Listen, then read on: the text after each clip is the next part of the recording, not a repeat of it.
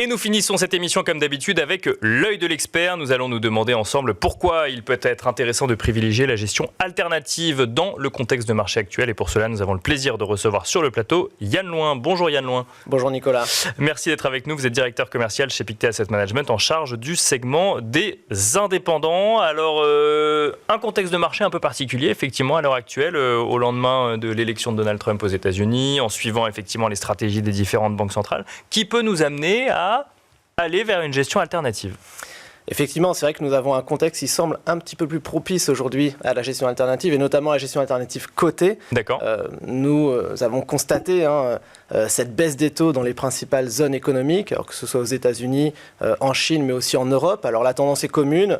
La dynamique pas forcément identique, mais en tout cas on a une tendance baissière sur les taux et ce qui fait que les actifs monétaires et obligataires, notamment sur les durations courtes, risquent d'être beaucoup moins rémunérateurs dans les mois à venir qu'ils ne l'ont été ces précédents mois ou même ces précédentes années. D'accord. Et donc se pose la question du rebalancement de ces actifs-là vers des actifs certainement plus risqués, mais aussi avec un potentiel de rémunération meilleur, plus élevé, donc forcément les actions, dans un contexte de plus forte volatilité, dans un contexte également de valorisation qui semble assez élevé aujourd'hui sur certains secteurs d'activité. Bien sûr, notamment aux États-Unis, un peu moins en Europe. Notamment aux États-Unis, notamment dans le segment technologique.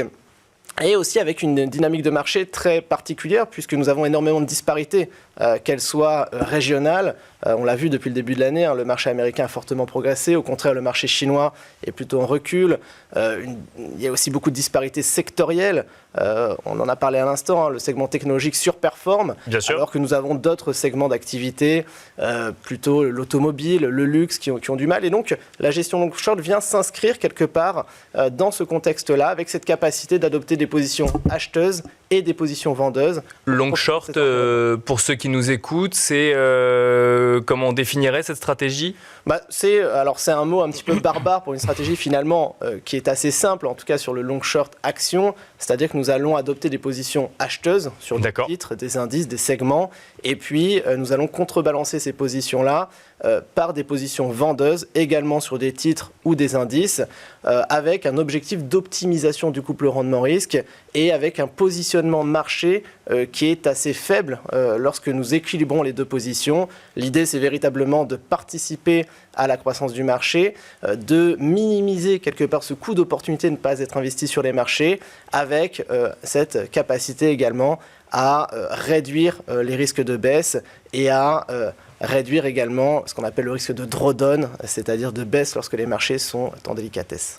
Si je comprends bien ce que vous nous dites, globalement, il y a eu un moment monétaire obligataire. Là, on va vers un moment action. C'est votre conviction chez Pictet Asset Management. Ce qui est certain, c'est que les actifs monétaires et obligataires rémunéreront moins dans les trimestres à venir et que beaucoup d'investisseurs se posent des questions. Nous avons déjà eu une première vague de rebalancement des capitaux et il semblerait que les actifs long-short soient une solution adéquate dans le sens où on va profiter de ces disparités-là. Typiquement, nous avons même au sein de certains secteurs d'activité des différences fortes en termes de construction de performance. Bien sûr. Prenons par exemple Nvidia, qui est certainement le titre le plus commenté dans les médias ces derniers mois. Nvidia, c'est plus 200% depuis le début de l'année. Et à l'autre extrémité des performances du Nasdaq, on retrouve Intel, qui est certainement le plus grand concurrent de Nvidia aujourd'hui, à moins 50%. Et donc il y a cette capacité à se positionner. On retrouve les mêmes effets dans le luxe, par exemple. Ferrari doit être à peu près à plus 40, plus 50% depuis le début de l'année.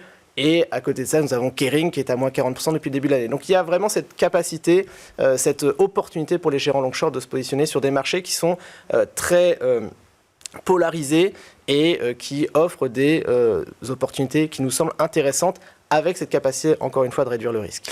Très très rapidement, on a parlé de marché américain, marché européen dans les exemples que vous avez cités. On se cantonne à ces marchés-là ou on va regarder un petit peu du côté des émergents ? Non, on regarde également du côté des émergents. Nous travaillons d'ailleurs beaucoup chez Pictet Asset Management sur la Chine.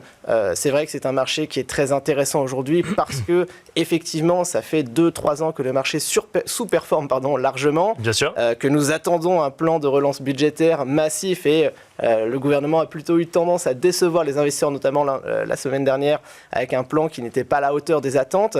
Mais c'est vrai qu'il y a beaucoup de disparités aussi au sein du marché chinois, avec ce leadership dans les énergies renouvelables, dans la transition énergétique, et puis à côté de ça, beaucoup d'industries, et la première en l'occurrence est la construction, l'immobilier, qui souffre énormément. Donc il y a aussi beaucoup d'opportunités sur le marché chinois, avec là aussi, et c'est intéressant, des différences de dynamique en termes de politique budgétaire. On l'a vu, les États-Unis et l'élection de Trump. On arrêtera là-dessus, oui.